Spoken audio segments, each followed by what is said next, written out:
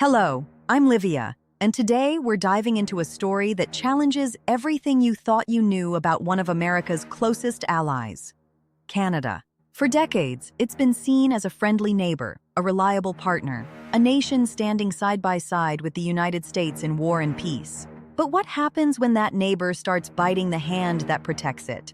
That is exactly the question raised by Canada's new Prime Minister, Mark Carney, and his recent speech at Davos. Carney, an international banker turned head of government, stepped onto the world stage to paint Canada as a middle power, urging others to band together against the so-called hegemons, a group that, oddly, includes the United States itself. He spoke for 15 minutes with the poise of a global financier, but beneath the rhetoric lies a deeper, more troubling reality. Canada's military remains small, its defense spending is historically low, and it relies almost entirely on the US for protection.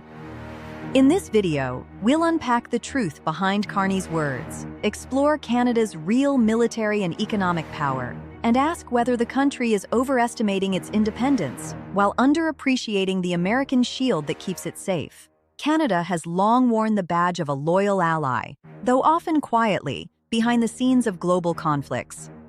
During the Korean War, more than 500 Canadian soldiers gave their lives defending freedom on a distant peninsula. Decades later, when the world was shaken by the attacks on September 11, 2001, Canada answered the call once again.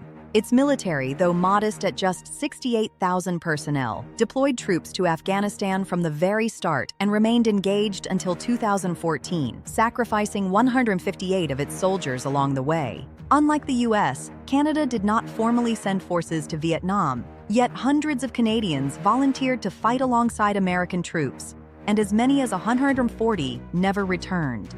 Beyond the battlefield, Canada has shown its support in more subtle ways, shaping shared culture and history.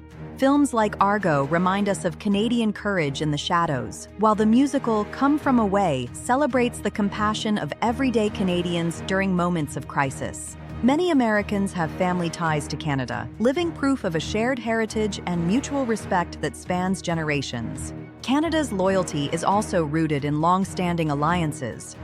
From its days as part of the British Empire to membership in the Commonwealth, the nation has consistently aligned itself with the West. Its commitment extended through the Cold War as a trusted NATO member and as part of the Five Eyes Intelligence Consortium, a circle of trust among the world's closest security partners. Shared values and mutual dependence formed the backbone of this alliance, and Canada played its part, often quietly but reliably. Yet, as we explore today, decades of symbolic support and goodwill cannot hide the fact that Canada's military capacity is modest, its defense spending historically low, and its reliance on the United States absolute.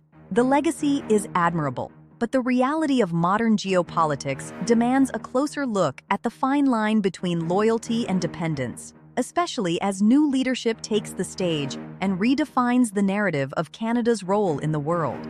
Despite its reputation as a reliable ally, Canada's military reality tells a different story.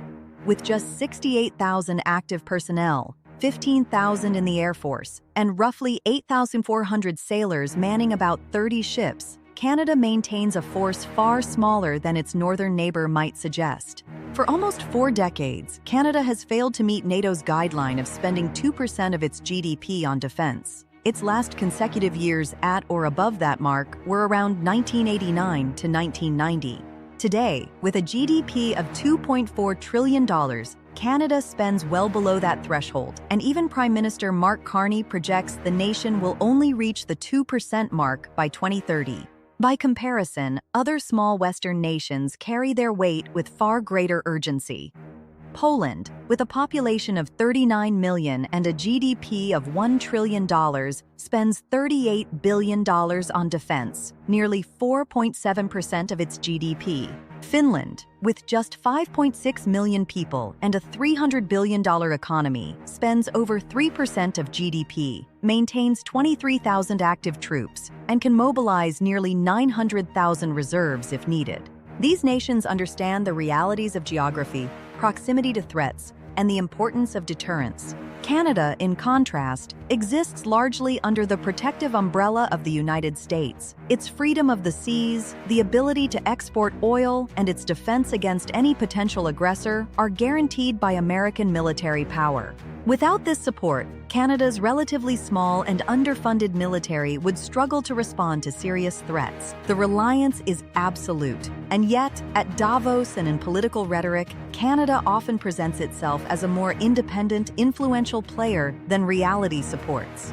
Understanding this imbalance is essential to grasp the true context of Carney's speech and the tension it creates between perception and hard facts in US-Canada relations.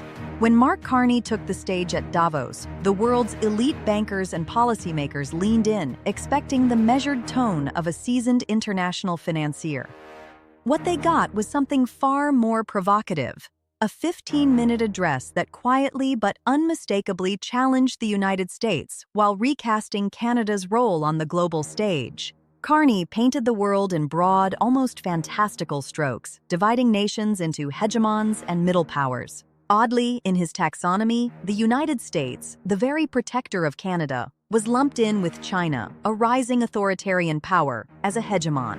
He then called on the middle powers to band together and oppose these hegemons. The speech earned Carney a standing ovation from the assembled bankers, a predictable reaction from a crowd that prizes globalist vision over hard geopolitical realities. But while applause filled the hall, Carney's rhetoric exposed a deeper moral and strategic flaw. By equating the US with China, he ignored stark differences in political freedoms, democratic governance, and respect for international norms. This was moral equivalence on display, wrapped in banker-friendly language. Carney also spoke of the Trans-Pacific Partnership and a vision of Europe and Asia rising to challenge the hegemons, yet this is largely a fantasy. The TPP, as he describes it, does not exist in a form that challenges the US, and key regional players such as Japan, Australia, and South Korea are not interested in severing ties with the United States. Meanwhile, Carney had just returned from a trip to Beijing, where he met with Chinese Communist Party leaders, and his speech seemed to reflect a subtle alignment with China's ambitions, praising cooperation with Xi Jinping's regime. While largely ignoring human rights abuses, threats to Taiwan, and the crackdown on Hong Kong's freedoms. The theater of Carney's Davos address was clear. This was a speech aimed at international elites, not ordinary Canadians. It was calculated, performative, and designed to signal Canada's independence while relying on moral and strategic equivalence to downplay the US's unique role in global security. It may have impressed bankers and blue state elites, but the reality remains. Canada's security, trade, and prosperity are deeply intertwined with the United States, and no amount of rhetoric can change that fundamental truth. Despite Carney's lofty claims, the reality is that Canada is not a middle power. It is a small power, heavily dependent on the United States for its security and strategic posture. True middle powers, in the modern sense, are nations with independent influence and, often, nuclear capability. Countries like India, Israel, and Pakistan belong to this category. They can project power in regional conflicts, maintain credible deterrence, and influence global decision-making. Canada, by contrast, lacks any meaningful second-strike nuclear capability, possesses a small military force, and relies almost entirely on American protection for both its land and maritime security. Canada's military size is dwarfed not only by global powers, but even by small nations that take defense seriously.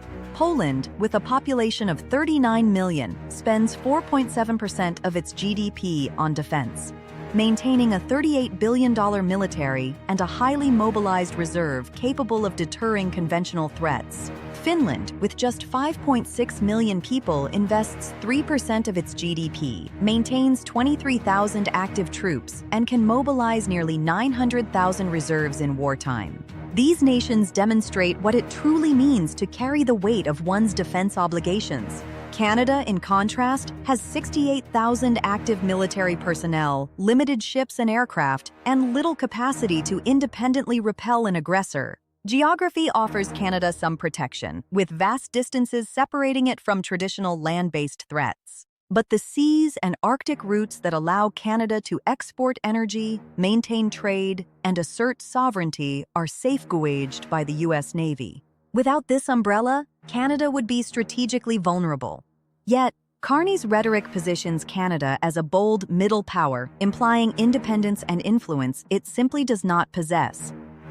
The gap between perception and reality is striking. Canada benefits from the security, stability, and power of the United States while presenting itself as if it stands equally alongside true middle powers on the global stage. Canada often brands itself as an energy superpower, a nation rich in oil, natural resources, and the potential to influence global markets. But this claim masks a critical reality. Canada's ability to export energy and secure its trade depends almost entirely on the United States. The freedom of the seas, the safe passage of tankers carrying Canadian crude to international markets, is guaranteed by the U.S. Navy. Without that protection, Canada's energy exports, economic leverage, and even national security would be at serious risk. In 2025, Canada ran a $62 billion trade surplus with the United States, a clear reminder that the Canadian economy thrives on American consumers and markets. Its prosperity is closely tied to the security and stability provided by the U.S., making claims of independence or middle power influence appear overstated. Canada's military, while professionally staffed, is modest in size and capability. Its Navy has around 8,400 sailors and roughly 30 ships compared to the U.S. fleet, which includes 11 nuclear-powered aircraft carriers staffed with 5,000 sailors each, along with dozens of nuclear and fast-attack submarines. Canada's Air Force operates around 400 aircraft with 15,000 personnel, a fraction of the U.S. Air Force's more than 5,000 aircraft and 310,000 service members. Canada has 4 submarines, the newest commissioned in 2015, but lacks the scale, nuclear capability, and logistical reach to act independently in a serious conflict. The reality is clear. Canada may tout its energy potential and diplomatic influence, but its security, trade, and prosperity rely heavily on American power. Carney's superpower rhetoric overlooks these dependencies, presenting a vision of independence that, in practice, cannot exist without the United States standing firmly as Canada's protector and enabler. Carney's Davos speech may have dazzled bankers and global elites, but when measured against hard facts, it reveals a dangerous gap between fantasy and reality. Equating the United States with China as equal hegemons ignores fundamental differences in political freedoms, democratic governance, and respect for international norms. In doing so, Carney presents Canada as more independent and influential than it truly is, overlooking the undeniable truth that U.S. military power underwrites Canadian security, protects trade routes, and guarantees stability in the Arctic and across the Atlantic. Canada's real power is symbolic at best. Military size, budget limitations, and reliance on American protection make Canada a small power, operating under the shadow of a global superpower. Carney's rhetoric, though polished, risks creating confusion both internationally and at home. By promoting a narrative that places Canada alongside middle powers and encourages opposition to the United States, even subtly, he flirts with alienating the country's most important ally. In geopolitics, perception matters, but reality cannot be ignored. Actions have consequences, and words have weight. Canada's prosperity, energy exports, and security depend heavily on the United States. Misrepresenting that dependence or overstating independence may excite domestic audiences or global elites, but it risks undermining trust, strategic alignment, and the very foundations of North American defense.